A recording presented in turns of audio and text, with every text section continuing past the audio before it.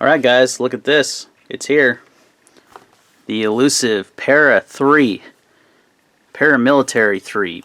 Minuteman. All these different names it's been called before it actually was released. Now it's officially the Para 3, not Paramilitary 3.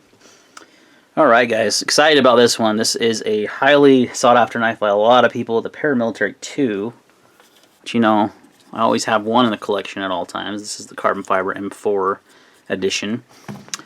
Is one of my all-time favorite knives, and I think it was rated like the #1 knife overall by Knife News recently in their top, however many influential knives. And it's just one of those knives that everyone in the knife industry or that's involved in knives typically has one or likes. But a lot of people think it's just a tad too big for them.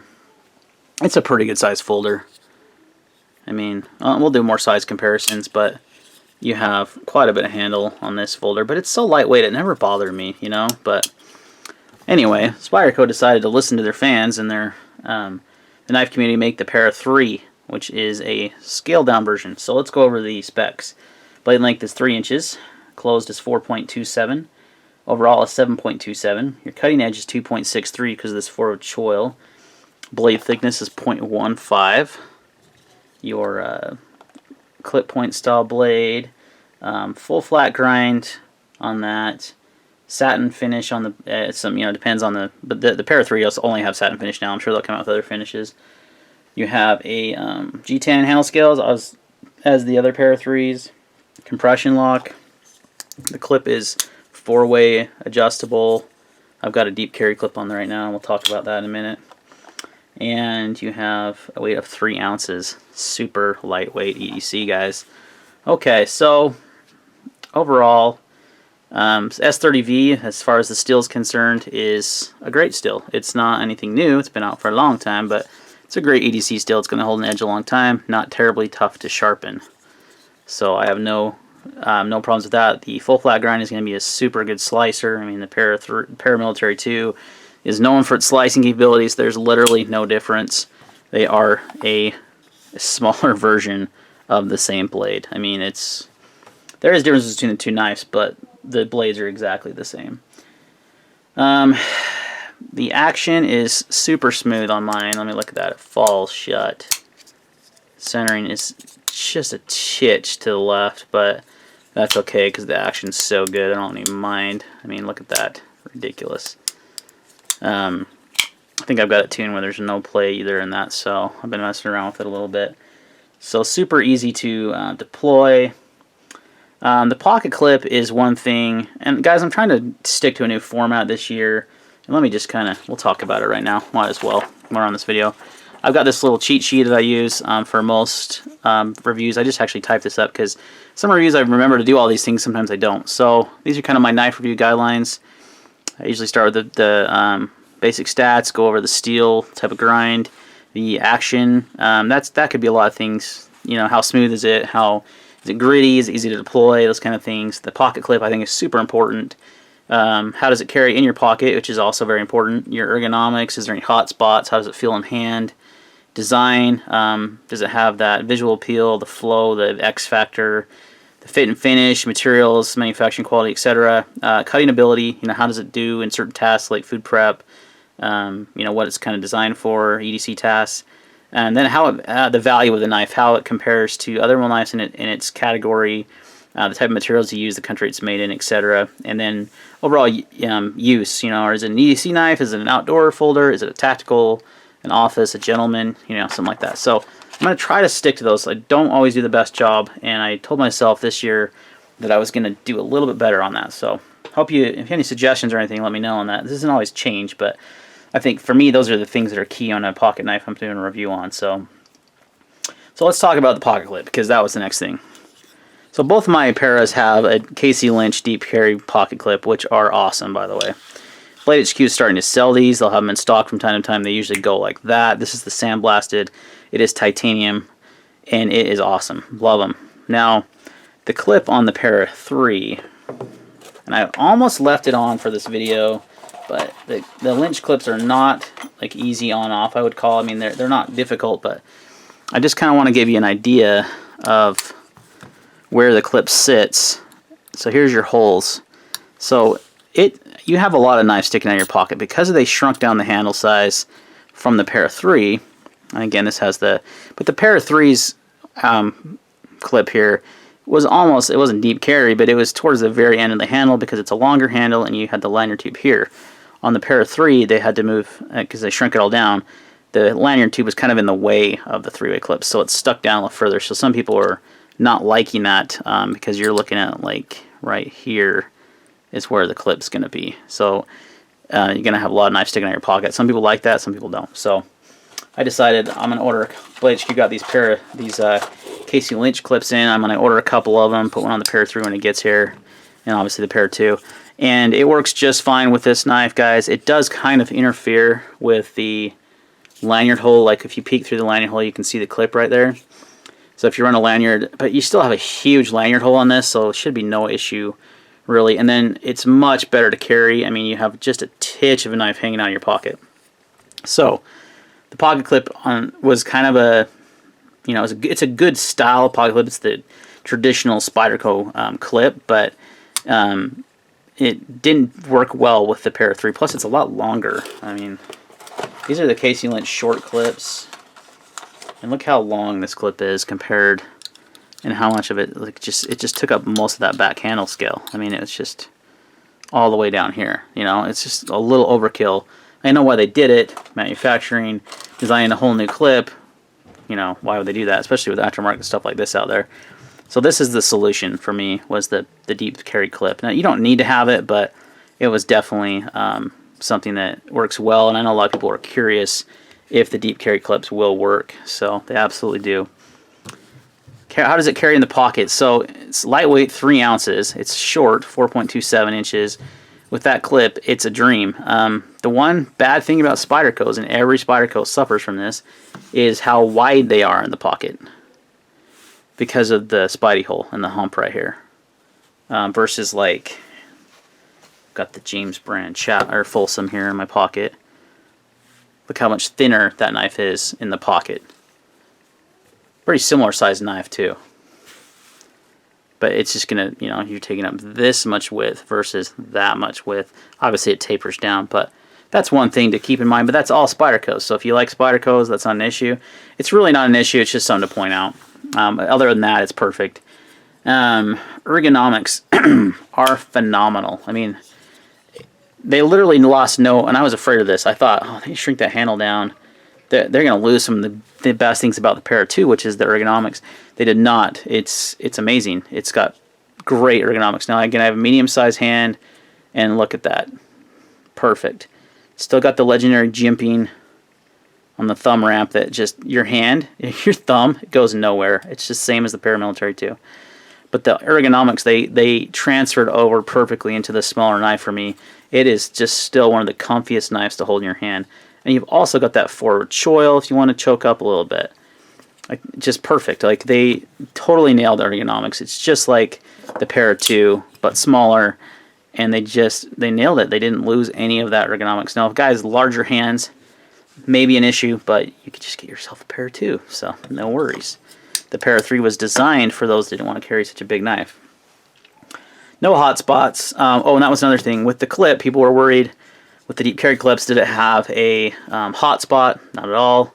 I mean, I can just bear down on this thing as hard as I can. Don't feel anything in my hand. The Lynch clip is so well designed. I don't think he had anticipated that it would obviously transfer over the Para 3 so well, but it does. So no hot spots or anything on that. Design factor. Now it is, you know, it's a pretty basic knife. It has G10 scales. It has a clip point blade. It has, I almost call that, I don't know. I always struggle with that a little bit. I guess it is pretty much clip point, but does it look fantastic? No, it's a good. It's not a bad looking knife in any way, shape, or form, but it's you know, it's nothing special. It doesn't have that wow X factor feel to it. The design overall is exceptional though, because the ergonomics are so good. The jimping on the thumb ramp is incredible. The compression lock is awesome. I mean, it's ambidextrous knife. It's fully ambidextrous, and I'm having a hard time saying that word for some reason. And it's a Spyderco Paramilitary, and it's exactly what you would think it would be. Flow through open design. You know, they'll come out sprint runs with nicer, you know, different colors of G10, maybe some carbon fiber. That and this carbon fiber with this would be amazing. So overall, great design because it's a classic design, but it's nothing like, you know, wow, that's so pretty to look at, or that's such a cool looking knife. It's not, and it's really not meant to be. It's a user, it's an EDC knife that, you know, it's a workhorse. So fit and finish is what you would expect out of Spyderco. This is a golden Colorado knife made here in the USA, not one of the Taiwanese ones, which those ones are awesome. No, I'm not knocking that, but fit and finish is just like a paramilitary too. There's no difference. It's just smaller version. Now, the one construction difference or engineering difference is the floating stop pin here, but that is removable. So if you need to take the knife apart, not a big deal. A lot of people thought it was fixed and you'd be screwed changing the scales and stuff. It's not. This, the Para 3 or Para 2, excuse me, has, you know, a torque screw right here, and you can remove that. So that is one difference in the knives. But overall, it's no big deal. Cutting ability, it performs great. It's going to be a great slicer just like its big brother. I have no doubt in my mind about that. Got some newspaper here. Let's out of the box sharpness is Spyderco. So what do you expect out of Spyderco? And I'm cutting through like 4 pages of newspaper right now, not just like one little, trying to make some curly cues. Again, if it was 1 page it'd be easier, but look at that. That's 4 layers thick of newspaper. So that's one thing I'll always give Spyderco credit and props for, is their factory edges are amazing. So it'll be great for food prep. It's a great slicer if you want to slice up tomatoes, slice an apple for your day. You know, cut up some vegetables in the kitchen. It's gonna excel at that. It's overall gonna excel in any kind of EDC task, in my opinion. It's the Para, again, don't need to go into too much detail because the Paramilitary 3 Para 2 is already so well known, and this is just a shrunken down version of that knife. Your value, 120 bucks is your price. That is your Spyderco map pricing. That's where you're going to pay pretty much everywhere for this knife. And it's worth every single penny. S30F steel, made in the USA, G10, compression lock, totally worth it. Value is definitely there. And your overall use for this knife is definitely just your typical EDC task. It is a smaller package, which is nice because it's more EDC friendly, I feel. For a lot of people, that's why they designed the Para 3. You could use it outdoors though, if you're out and doing things in the outdoors. I don't usually take folders though. I typically take a fixed blade, but if I had it in my pocket and needed to, make some feather sticks or something, it would do fine. It wouldn't, again, a fixed blade's a better tool for the job, but tactical folder, yeah, it's a little small for that, 3-inch blade, but it would do in a pinch. If you just had it on you as your EDC and had to use it in that kind of, I don't know when you'd ever have to, but if you did, it is an option. Not a gentleman's folder. G10 scales are a little too coarse. The G10's great on it, don't get me wrong, but and in office, sure, you could carry it in the office. It's small enough and it's lightweight enough that if you carry it in slacks with like a deep carry clip, you wouldn't even know it's there. So it pretty much checks all those boxes, guys. It's an exceptionally awesome knife. I have no complaints on the Para 3. It is great.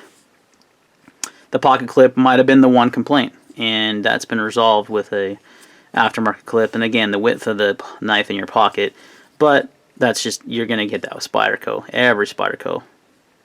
And the Gale Bradley, the Advocate that I just got, is a little slimmer, but it's a flipper. That's why, because the opening hole doesn't have to be fully exposed. If it had it, like something like the Folsom here, you can see that the hole is kind of like a triangle, and it's not fully exposed, and the deployment is definitely not as, that wasn't bad.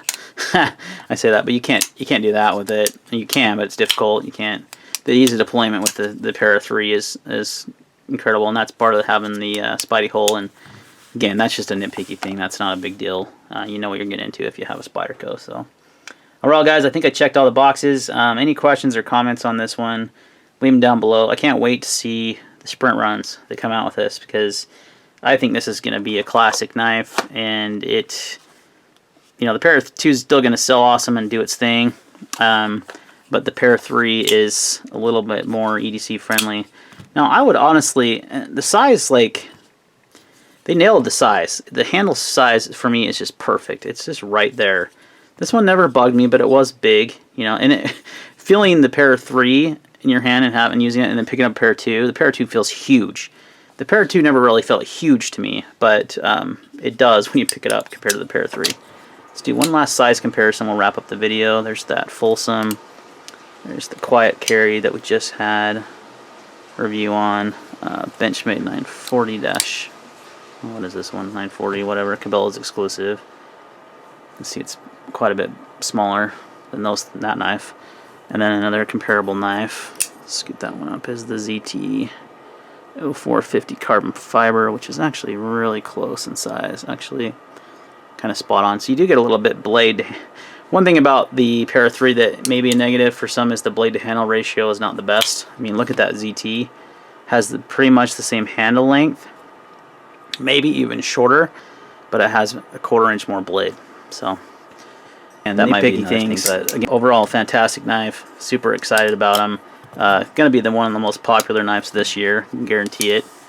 You may see this one on the 2017 best knives. Hopefully, like in some sort of sprint run configuration. So, all right, guys, that's a long review. Whew, but we're going to wrap it up. My review of the Spyderco Para 3. Any questions or comments, leave them down below. We'll see you on the next time.